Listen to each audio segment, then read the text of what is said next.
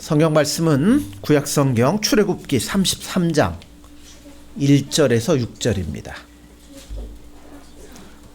출애굽기 33장 1절에서 6절입니다.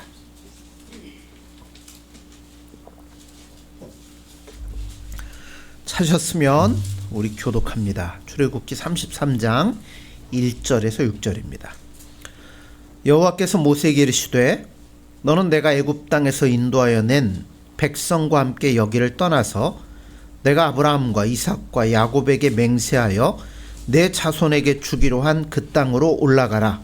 내가 사사를 너희가 앞서 보내어 가나안 사람과 아모리 사람과 헷 사람과 브리스 사람과 히윗 사람과 여부스 사람을 쫓아내고 너희를 젖과 꿀이 흐르는 땅에 이르게 하려니와 나는 너희와 함께 올라가지 아니하리니 너희는 목이 곧은 백성인즉 내가 길에서 너희를 진멸할까 염려함이니라 하시니 백성이 준엄한 말씀을 듣고 슬퍼하여 한 사람도 자기 몸을 단장하지 아니하니 여호와께서 모세에게 이르시기를 이스라엘 자손에게 이르라 너희는 목이 곧은 백성인즉 내가 한순간이라도 너희 가운데 이르면 너희를 진멸하리니 너희는 장신구를 떼어내라 그리하면 내가 너희에게 어떻게 할 것인지 정하겠노라 하셨습니다. 이스라엘 자손이 호렙 땅에서부터 그들의 장신구를 떼어내라. 아멘.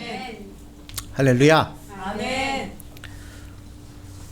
모세가 이스라엘 백성들을 대표하여 시내산에 올라갔을 때 백성들은 모세를 기다리다가 금송아지 우상을 만들었습니다. 이것이 하나님의 마음에 굉장히 큰 상처를 주었습니다. 지금 이스라엘 백성들이 만든 금송아지 우상은 결코 실수로 만든 게 아닙니다. 그들의 마음속에 깊이 담아놓고 있는 것들이 금송아지 우상으로 표현이 된 겁니다. 이스라엘 백성들은 하나님을 새롭게 발견하고 하나님의 뜻대로 살고자 하는 것이 아니었어요. 그들이 원하는 것은 이제까지 뭔 삶을 살았어요? 노예로 비참한 삶을 살았어요. 그러니 눈이 어디에 가 있겠어요? 풍요롭고 잘 사는 것에 관심이 가 있습니다.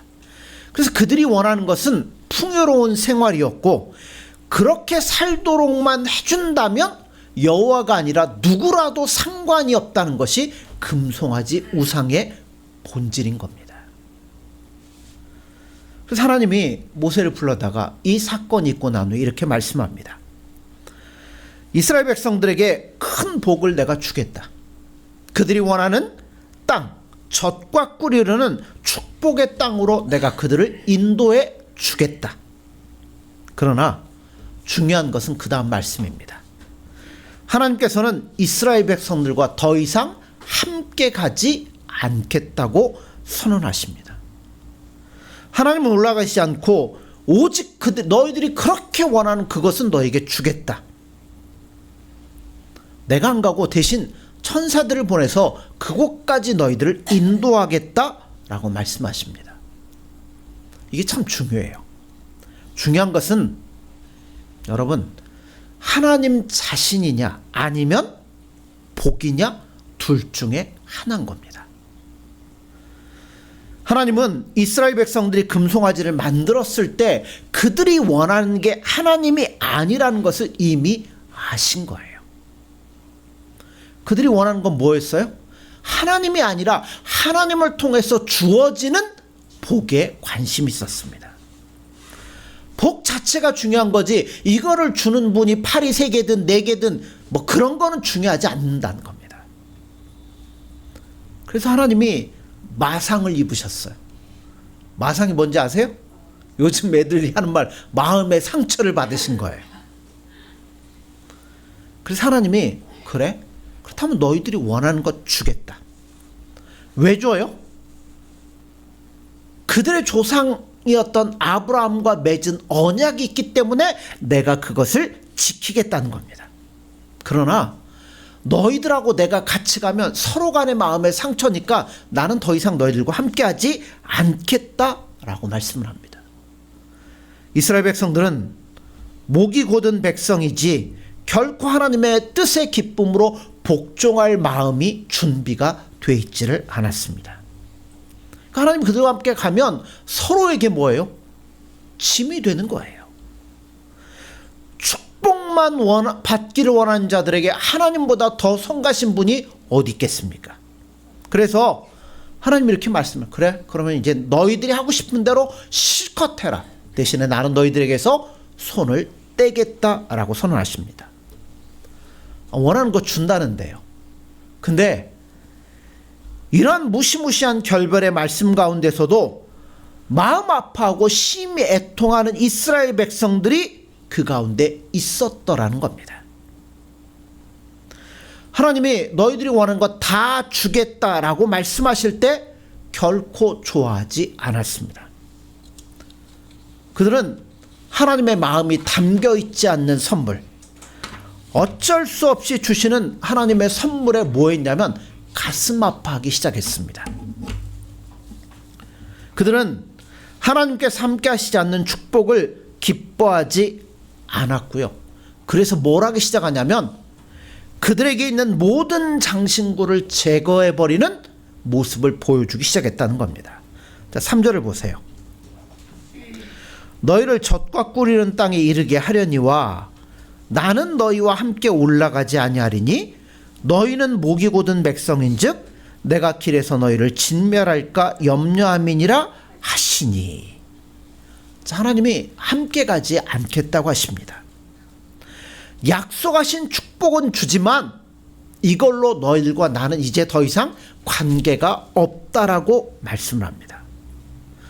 왜 하나님 이렇게 관계를 빨리 끊으려고 하실까요? 그것은 아까도 얘기했던 것처럼 하나님과 이런 마음 상태를 가지고 있는 이스라엘 백성들이 함께 간다면 서로에게 큰 고역이라는 걸 하나님이 아시기 때문에 이렇게 말씀합니다. 하나님이 아니라, 예수님이 아니라 그분들을 통해서 나에게 주어지는 것에만 관심 있는 사람들에게 있어서 가장 큰 걸림돌은 누구냐면 하나님이고 예수님일 수밖에 없습니다. 예수님 당시에 예루살렘의 유대인들은 하나님보다도 종교가 주는 자기 만족에 취해 있었던 사람들이었습니다. 그때 그들에게 가장 큰 걸림돌이 누구였냐면 예수님이었습니다. 왜냐하면 하나님의 아들은 그러한 종교적인 만족을 계속 부인하시고 깨뜨리셨기 때문이라는 겁니다. 결국 뭐 하게 돼요? 예수님을 십자가에 못 박아 죽이는 만행을 저지르게 된다는 겁니다. 여기서 우리가 한번 생각해 봐야 돼요. 여러분, 신앙생활하는 목적이 무엇입니까? 우리는 예수님이 하나님의 목적이 되지 않고서도 얼마든지 신앙생활을 할 수 있다는 겁니다. 신앙을 통해서 자기 성찰을 할 수도 있고요. 아니면 신앙을 통해서 자기 어떤 자기 성취감을 체험할 수도 있다는 겁니다. 메슬로우라는 학자는 이런 얘기를 했어요. 인간의 욕구에는 여러 단계가 있다는 거죠. 뭐 식욕도 있고 뭐 여러 가지 단계가 있는데 그 중에 최고의 욕구는 뭐냐면 종교를 통하여 자신을 승화시키고 종교적인 희열을 맛보는 것이 최고의 욕구다라고 말합니다. 근데 이거는요, 예수님 없어도 얼마든지 가능할 수 있다는 겁니다. 바울이 뭐라고 표현하냐면 자기 몸을 불사르게 내어줄지라도 라고 얘기했어요. 종교적인 열정 때문에 뭐 하는 단계까지 간다고요? 자기 몸을 불사르게 내어주는 단계까지도 갈 수 있다는 겁니다. 그러나 중심에 예수님을 사랑하는 마음이 없을 때 가장 큰 걸림돌이 누가 될 거예요? 예수님이고 하나님일 수밖에 없고 그 예수님을 올바로 믿으려고 하는 사람들이 제일 미울 수밖에 없다는 겁니다. 그래서 우리는 항상 내 신앙을 점검해 봐야 돼요. 여러분이 예수님을 믿는 이유가 뭡니까? 예수님 때문입니까? 아니면 예수님이 주시는 어떤 복 때문입니까? 예수님이 없는 복을 원하십니까? 아니면 복이 없다 하더라도 예수님을 아는 지식을 원하십니까? 하나님께서 이스라엘 자손들에게 가나안 땅을 주시겠다고 다시 한번 확인한 것은, 우리가 여러분 선물을 받을 때 기쁠까요? 줄 때 기쁠까요? 둘 다 기뻐요. 받을 때도 기쁘고 줄 때는 더 기쁘고 그렇잖아요. 근데 하나님 이스라엘 백성들에게 가나안 땅을 주시겠다는 것은 기뻐서 주시겠다는 것이 아닙니다. 조상들에게 약속했으니까 어쩔 수 없이 주신다는 겁니다. 하나님은 약속을 지키시는 분입니다. 스스로 약속하신 것은 변경하지를 못하십니다. 그래 주겠다는 거지. 정말 이스라엘 백성들을 사랑하셔서 그들에게 모든 것들을 주고 싶어서 야, 이 땅 줄게 하는 것이 아니라는 겁니다. 여러분, 가나안 땅이 뭡니까? 가나안 땅은 그것 자체가 이스라엘 백성들의 목적이 아니에요. 그것은 하나님이 주시는 하나의 부산물에 불과하다는 겁니다. 이스라엘 백성들이 하나님의 백성들이 되었을 때 그 약속의 보증으로 하나님이 주신 것이 가나안 땅입니다. 그러니까 이스라엘 백성들이 하나님을 사랑하고 하나님의 말씀에 충실하는 한 하나님은 절대 그들을 버리지 않는다는 약속으로 주신 땅이 가나안 땅이라는 겁니다. 근데 이스라엘 백성들은 이게 바뀌었어요. 순서가 바꿔졌어요. 그들은 부산물을 목적으로 삼고 하나님을 그 부산물을 얻어내는 하나의 수단으로 생각해버리고 말았다는 겁니다. 남의 얘기 같죠? 우리도 얼마든지 할 수 있는 거고요. 옛날에 우리도 그랬어요. 이것만 주신다면 하나님 이렇게 하겠습니다. 아버지의 병을 고쳐주신다면 신학을 하겠습니다. 여러분, 그런 거 옛날에 우리 많이 했잖아요. 그러니까 부산물이 목적이 되고 하나님이, 예수님이 뭐가 돼버린 거예요?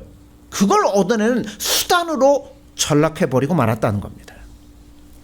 자, 4절을 보세요. 백성이 준엄한 말씀을 듣고 슬퍼하여 한 사람도 자기의 몸을 단장하지 아니하니. 자, 야, 약속한 땅, 그 가나안 땅을 주시겠다는데 이스라엘 백성들이 기뻐하지 않습니다. 그리고 오히려 그 말씀 때문에 괴로워했어요. 준엄한 말씀이라는 표현은 이 말씀을 듣고 그들의 마음이 아주 낙심이 되고 침체되었다는 것을 뜻하는 겁니다. 아니, 원하는 땅을 준다는데도 왜 슬퍼하고 침체하고 낙심이 될까요? 그나마 신앙의 양심이 조금이라도 남아있기 때문에 그런 것 같습니다. 그들은 하나님이 함께 가지 않겠다고 하셨을 때 마음속으로 깊이 좌절하고 슬퍼했습니다. 그래서 하나의 행동을 하기 시작해요. 뭘 하냐면 몸에 걸치고 있는 장신구들을 다 제거했습니다. 이 장신구는 다 뭘로 만든 거예요? 금으로 만들어진 겁니다. 그렇다면 이 장신구를 다 제거했다는 것은 어떤 의미를 갖고 있을까요? 첫째, 모세가 시내산에 올라갔을 때 금송아지 만들었습니다. 그 금송아지 뭘로 만들었어요? 애굽에서 다 가지고 나왔던 장신구로 만든 겁니다. 바로 이 장신구가 이 문제의 원인이었습니다. 그러므로 이 장신구를 없앤다는 것은 그들의 마음속에서 뭘 없애겠다냐면 우상이 될 소지를 다 없애겠다는 의미를 담고 있습니다. 액세서리 원래 누구 거였어요? 이스라엘은 이게 원래 없어요. 종이, 노예가 무슨 팔찌를 차고 목걸이를 막 하고 귀걸이를 그러고 다닙니까? 종은 아무것도 없어요. 근데 이 모든 것들은 애굽을 떠나면서 뭘로 하냐면 애굽 사람들에게서 빼앗아서 가지고 나온 것들입니다. 아무것도 없던 사람이 막 금반지를 차고 팔찌 막 이따만 걸 차고, 어떤 남자들 보면 이게 목걸인지 사슬인지 모를 두꺼운 금으로 된 거를 막 여기다 걸고 막 다녀요. 그거를 처음 했을 때는 기분이 어때요? 아이, 좋죠. 요새 금이 얼마나 비쌉니까? 얼마씩 해요? 70, 80 막 일어나요? 옛날엔 막 5만 원 이랬는데 한돈에 몇 배가 오른 거예요. 여기다 아무것도 없던 사람이 그걸 차면 얼마나 이게 좋겠습니까? 쳐다보고 쓰다듬어 보고 이렇게 만져보고 옷도 이렇게 탁 열어가지고 좀 보여주고 얼마나 좋았으면 뜨거운 뙤약볕 아래에서 이거 차고 다니면 얼마나 뜨겁겠어요. 근데 구름으로 가려주니까 덜 뜨겁긴 할 텐데 얼마나 좋았으면 사막을 여행하면서도 코나 귀나 목이나 손에 이것들을 다 모두가 하고 다녔다는 겁니다. 장신구 자체가 여러분 죄는 아닙니다. 그러나 그것은 그들이 원하는 복된 생활의 하나의 모습이었다는 겁니다. 이렇게 살았으면 좋겠다. 아, 부럽다. 저렇게 하고 싶다. 은근히 자기들을 돋보이게 하는 것이고 자랑하도록 만드는 것이었습니다. 근데 그게 어느 순간에 뭘로 바뀔 수 있어요? 나의 믿음을 빼앗아 그거를 섬길 수 있도록 만드는, 거기에다 목표를 갖고 그것만을 따라갈 수 있도록 만드는 금송아지로 바뀔 가능성이 너무나 많이 있다는 겁니다. 이게 꼭 금은 액세서리만 이야기하는 건 아니겠죠. 우리의 명예나 지식이나 아니면 다른 것들이 우리 마음을 빼앗아 그쪽으로 끌고 갈 수 있는 것들이 너무나 많다는 겁니다. 그래서 하나님은 이스라엘 백성들에게 그래? 그렇다면 이것부터 제거하고 시작하자. 그렇게 말씀하신 겁니다. 자, 5절을 보세요. 여호와께서 모세에게 이르시기를 이스라엘 자손에게 이르라. 너희는 목이 곧은 백성인즉 내가 한순간이라도 너희 가운데 이르면 너희를 진멸하리니 너희는 장신구를 떼어내라. 그리하면 내가 너희에게 어떻게 할 것인지 정하겠노라 하셨습니다. 하나님이 볼 때 자기들은 좋다고 걸고 있는데 하나님 볼 때는 뭐였어요? 아주 꼴 보기 싫은 거였어요. 그들이 진정으로 하나님과 동행하기를 원한다면 그것부터 띄고 시작하자는 겁니다. 그들의 애굽의 장식품을 지니고 있는 한 그들은 도무지 하나님은 그들과 도무지 이야기하고 싶지 않으셨다는 겁니다. 왜요? 그거를 차고 있는 한 그 마음은 항상 어디로 가겠어요? 하나님이 아니라 여기로 간다는 거죠. 애굽으로 향할 것이고 애굽을 생각하도록 만드는 물건이 바로 장신구였습니다. 그러니까 이것이 제거가 되어야 하나님과 마음을 열고 대화할 수 있고 하나님 앞에 나아갈 수 있는 출발이 되어진다는 겁니다. 6절에 보면 이스라엘 자손이 호렙산에서부터 그들의 장신구를 떼어내니라 라고 말씀합니다. 이후부터 이스라엘 백성들이 뭐하기 시작했어요? 다 떼어냈습니다. 아무도 이거를 걸치지 않았습니다. 그러니까 그냥 수수하게 옷 하나 입고 다니는 모습, 그게 누구의 모습이냐면 이스라엘 백성들의 원래 모습이라는 겁니다. 오늘 우리에게도 이런 것들이 있을 수 있어요. 설사 그 자체가 죄는 아니지만 나를 위하는 그것들이 언제든지 금송아지로 바꿔질 수 있다는 겁니다. 지금은 나를 유익하게 만들고 편하게 만들지만 그것 자체가 목적이 되어서 예수님으로부터 멀어지게 만드는 그런 것들이 있을 수 있다는 겁니다. 이게 제거가 되어야 우리가 비로소 예수님과 대화가 되고 동행할 수 있는 길이 열리기 시작한다는 겁니다. 자, 두 번째는 이스라엘 백성들이 장신구를 없앤 것은 하나님 앞에서 그들의 마음이 다시 가난하게 된 것을 의미합니다. 노예로 살다 보니까 누가 제일 부러워요? 주인집이 제일 부럽죠. 왜 옛날에 그 봉준호 감독이 만든 영화가 뭐 있었죠? 기생충. 그 사람들이 누가 제일 부러웠겠어요? 집주인이 제일 부러웠을 거 아니에요. 이스라엘 백성도 그래요.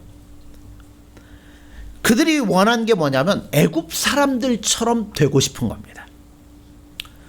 아마 사람들마다 마음속에 원하는 그림들이 다 있을 거예요. 그것이 이스라엘 백성들에게는 애굽 사람들처럼 늘 본 거니까 그렇게 살고 싶은 겁니다. 탈출하자마자 뭐가 돼버린 거예요? 애굽 사람들이 다 돼버리고 말았습니다. 근데요, 아직 된 거는 아무것도 없어요. 이제 뭐 한 거예요?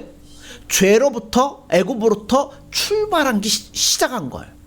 그러면 도착지까지 가서 이제 이루어지기까지 뭐가 있어요? 수많은 싸움도 있고 영적인 투쟁도 있고 많은 것들이 있는데 벌써 뭐 한 거예요? 벌써 애굽 사람이 다 돼버린 거예요. 다 끝나버린 거예요. 아직 가나안 땅에 들어가지 못했습니다. 수없이 많은 싸움이 남아 있습니다. 그런데도 너무 빨리 자기 만족에 빠져버리고 말았습니다. 그러니까 애굽에 나오자마자 하고 싶은 거 다 해버리기 시작한 거예요. 하나님 앞에서 겸손이라고는 하나도 찾아볼 수가 없었습니다. 이거는 마치 교회 나오자마자 모든 것을 다 믿어버리는 것으로 착각하고 세상으로 달려가는 사람의 모습과 똑같다는 겁니다. 여러분, 우리가 예수 그리스도의 십자가를 믿는 것은 시작이지 끝이 아닙니다. 어떤 사람은 어떤 신비한 체험을 한번 하고 난 후에는 마치 세상 다 산 사람처럼 생각합니다. 아, 나는 이제 죽어서 예수님 앞에 가는 것밖에 없어. 전혀 모르는 겁니다. 하나님께서 우리를 구원하신 것은 우리가 예수님과 동행하는 삶을 통해서 예수님의 아름다운 덕을 이 땅에 나타내고 우리 앞에 놓이는 치열한 영적 싸움을 통해서 내가 예수 그리스도의 장성한 분량에까지 자라가서 저 영원한 천국에 가서 예수님하고 즐거이 동행할 수 있는 삶을 살도록 하기 위해서 훈련하는 과정으로 만들어 놓으셨다는 겁니다. 근데 이스라엘 백성들은 훈련 과정 시작도 안 했는데 뭐예요? 옛날에 그 군대 가면 처음에 짝대기 하나 2병 달잖아요. 그리고 이제 2개, 3개, 4개 달면 이제 제대로 하는 거예요. 근데 2병이 딱 가가지고 짝대기 1개인데 지 마음대로 뭐예요? 4개 딱 붙이고 나 다 끝났습니다. 나갑니다. 이거하고 똑같다는 이야기입니다. 그래서 이스라엘 백성들이 장신구를 제거한 것은 원래 자신들의 모습으로 되돌아간 겁니다. 원래 모습이 어떤 모습이에요? 노예죠. 노예에게는 뭐가 필요해요? 이들이 노예 살면서 맨날 뭐 했겠어요? 우리를 구해 주소서. 하나님의 은혜가 절대적으로 필요합니다. 예수님 살려주세요. 구원에 누구만 보고 살았겠어요? 그 어려움 가운데 예수님만 바라보고 살았다는 겁니다. 그러니까 하나님의 은혜가 필요한 노예 시절의 가난한 심정으로 되돌아가겠다는 겁니다. 우리들은요, 조금만 일이 잘 돼도 금방 뭐 하냐면 부유해져 버립니다. 그럼 뭘 잊어버려요? 옛날에 가난했던 심정을 다 잃어버리고 내가 잘나서 된 줄 다 착각을 한다는 겁니다. 너무 빨리 스스로 만족에 빠져버리고 마는 거예요. 그래서 우리에게는 어떤 기도가 필요하냐면, 예수님, 저는 아직 된 게 아무것도 없습니다. 제가 자만에 빠지지 않도록 도와주시고 내 발걸음을 한 걸음 한 걸음 인도해 주세요. 이런 기도가 예수님을 얼마나 기뻐하겠습니까? 자, 가난한 마음으로 돌아가셔야 돼요. 그러니까 성경에 마태복음에도 복 있잖아요. 팔복에 제일 먼저 나오는 게 뭐예요? 심령이 가난한 자잖아요. 다른 거 다 필요 없어요. 심령이 가난해져서 예수님 의지하면 예수님 은혜를 주시는 거예요. 자, 세 번째는 장신구를 제거한 것은 다시 하나님 중심으로 돌아가겠다는 결단의 표시인 겁니다. 장신구는 뭐 하려고 차요? 내가 보고 즐거워하려고 찹니까? 이거 보고 맨날 이러고만 다녀요? 참은 다른 사람 앞에 가면 뭐예요? 이래가면서 이래가 누구 보라고요? 다른 사람 보라는 거죠. 장신구는 자기를 자랑하려고 하는 거예요. 하나님께서 이스라엘 백성들을 봤을 때 장신구를 안 차고 있는 사람이 아무도 없더라니까요. 그 얘기는 뭐예요? 이제는 그들의 생각이 모두 자기가 잘났다는 겁니다. 지금 이렇게 된 것은 내가 똑똑하고 내가 잘나서 이렇게 되었다고 생각을 하는 거예요. 뭐가 사라졌냐면 하나님께 대한 진정한 감사의 모습이 사라졌습니다. 모두 자기를 단장하고 자기를 자랑하기에 바빴습니다. 이거는 하나님의 백성들의 원래 모습이 아닙니다. 하나님 백성은요, 단장하지 않아도 아름답습니다. 외모를 두고 하는 이야기가 아니에요. 하나님의 말씀이 있는 사람들은 아름답게 보일 수밖에 없고, 예수님의 중심에 있는 사람은 누가 나올 수밖에 없어요. 예수님을 자랑할 수밖에 없다는 겁니다. 아멘. 그러니까 모여가지고 서로 축혀 세우고 자랑하고 이런 거 할 때 거기에 무슨 예수님의 영광이 있고 뭐가 있겠습니까? 제가 제일 싫어하는 게 뭐냐면, 뭐 행사고 할 때 뭐 증경노회장, 증경총회장, 그 자리 있을 때나 총회장이고 노회장이, 그건 왜 넣어요? 뭐 하려고? 물론 그분들은 아니겠지만 제 마음은 이거라고 생각을 합니다. 서로 간에 모여서 서로 축혀 세워주고 높일 때 거기에 예수님이 어떻게 나타날 수 있겠어요? 그래서 그들이 장신구를 제거한 것은, 이제 이스라엘을 존재하게 하는 것은 오직 하나님의 은혜라는 사실을 인정하도록 하는 것이었습니다. 우리가 존재하는 것은 우리가 잘났기 때문이 절대 아닙니다. 오직 하나님의, 예수님의 은혜입니다. 그래서 나의 나 된 것은 오직 하나님의 은혜라는 말씀이 있잖아요. 다시 우리는 하나님 중심으로, 예수님 중심으로 돌아가는 결단이 필요하다는 겁니다. 여러분, 다른 거 뭐 축혀 세운다고 좋아할 필요도 없어요. 오직 예수님의 은혜입니다. 은혜 앞에는요, 잘난 사람 못난 사람 구별이 절대 없어요. 모두가 다 똑같다는 것이고요, 은혜가 아니면 살아갈 수 없다는 겁니다. 자, 말씀을 맺습니다. 우리는 세 가지를 버려야 됩니다. 첫째는 우상의 소지가 될 만한 것들이 있다면 버리셔야 됩니다. 두 번째는 애굽 사람처럼 되고자 하는 욕심을 버리고 심령이 가난한 자가 되십시오. 그래서 예수님을 더욱더 구하십시오. 셋째는 교만한 마음을 버리고 예수님 중심으로 돌아가십시오. 그렇게 될 때 우리의 삶이 더욱더 아름답고 풍성한 삶이 되리라 믿습니다. 기도하겠습니다. 예수님, 사랑합니다.